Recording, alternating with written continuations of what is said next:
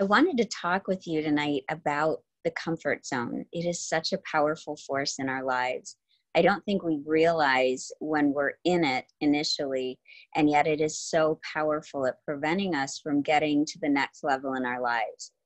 So much of this event that we're going through right now, this pandemic, is really about becoming a different person. I hear so many people talking about wanting to change who they are, wanting to go to the next level, wanting to really make a difference. I think it's also driving us to think about those things, to dream bigger, to dream further, to think about the impact that we might be able to have as we are pushed to develop connection and impact in a myriad of different ways.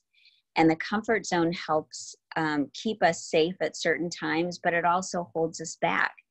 We know that the comfort zone is there for familiarity. It's there because our brain loves it, because our neural pathways love that comfort zone. They don't want to have to work any harder, especially when everything outside of us is changing and pivoting, and we can't predict it day to day. We aren't in control of so much of our lives. And so I believe the comfort zone is a bigger threat to us, which is why we really have to develop tactics to help bring ourselves safely and healthfully out of the comfort zone and into the zone of growth. You know, it's certainly there for a very good reason. We like the familiarity of the comfort zone. We like to be able to predict things. We don't want to have to take another risk when so many risks are necessary in our lives day to day. It's really a part of the fight or flight reaction, that we all are fighting that. And so the comfort zone that I call womb temperature, much like room temperature, is that temperate place for our heart. And yet, if we really want to become the best version of ourselves, we have to be willing to have the courage to step outside of it. So I developed a 4-step process to help push us to the next level, to help get us out of our comfort zone in a way that's healthy, in a way that's going to allow us to become a better person through that, not through force, because that never ever works. And so the first step in this process is to really attach to purpose. I really want to emphasize that. Having a vision, having a purpose for our lives is what can drive us. It's what is motivating us. If we can fix our eyes on what our larger purpose is, on how this can impact not only us, but all of the people around us. If it can accomplish what we're here on earth to accomplish, if it can give us that motivation when we don't have the emotion attached to it, we're going to need an external motivation. And purpose provides that. These all spell push, by the way, Push. So we're going to be going through each of those letters. So the first is purpose. It's about spending time with yourself to really ask yourself, what is my life all about? And what is this moment all about? And usually they're pretty closely tied, but it is about establishing both those things firmly in our minds and our hearts, giving ourselves daily reminders of those that really help to give us the energy to persist and to have endurance. The U stands for unconditionally loving ourselves. You can't hate yourself into change. You can't get yourself there in a healthy way through anger.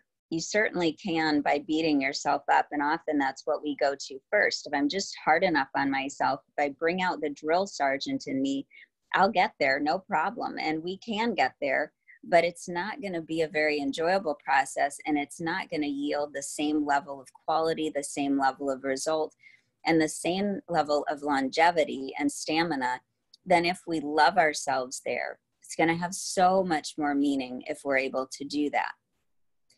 The S stands for one step at a time. We want to accelerate the process in this age, especially where life is both speeding up and slowing down all at the same time.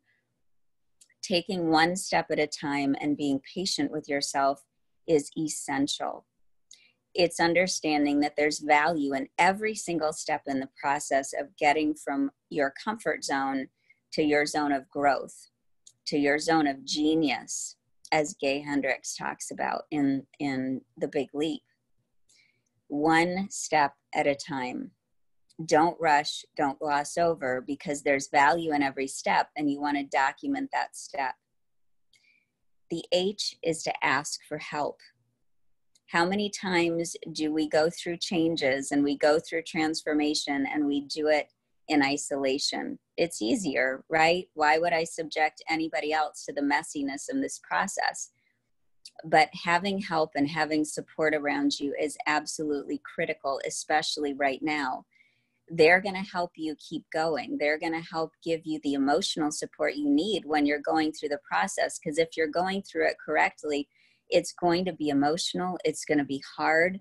There's going to be mourning because you're going to be leaving a part of yourself that was in the comfort zone, a life that was in the comfort zone. And having that community support around you is the only way that you're going to be able to get to the next level as your strongest self. So as you're moving into your comfort zone, take hold of these 4 steps. They're going to make all the difference for you. Attach to purpose. Unconditionally love yourself through this process. Take one step at a time and know that one step at a time is going to lead to a multitude of steps to get you the long distance. And seek help. There are more people around you who want to support you in this and want to see you get to the best level of your life than you realize. So don't be afraid to reach out to them. We all can get beyond our comfort zone. We all can get to our level of genius, and we all can make a bigger impact. And these 4 steps can help you get there.